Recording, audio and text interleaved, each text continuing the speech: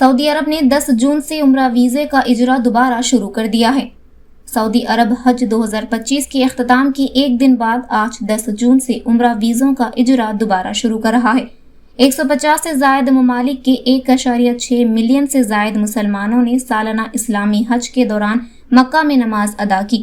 سعودی عرب کے حکام نے اس سے قبل کہا تھا کہ مملکت کی وزارت حج و عمرہ نے اس سے قبل نئے عمرہ سیزن کے آغاز کی تصدیق کی تھی، جس کا مطلب ہے کہ غیر ملکی زائرین کی نئی بیچز حج کے لیے پہنچیں گی۔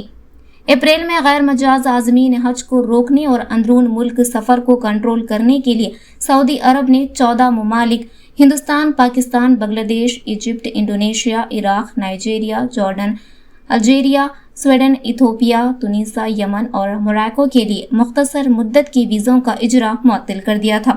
یہ عارضی پابندی حج 2025 کے دوران زیادہ ہجوم سے بچنے کے لیے تھی۔ یہ پابندی بنیادی طور پر 14 ممالک کے شہریوں کے لیے عمرہ، کاروباری اور فیملی وزٹ ویزوں کے اجرا پر ایک عارضی معطلی تھی۔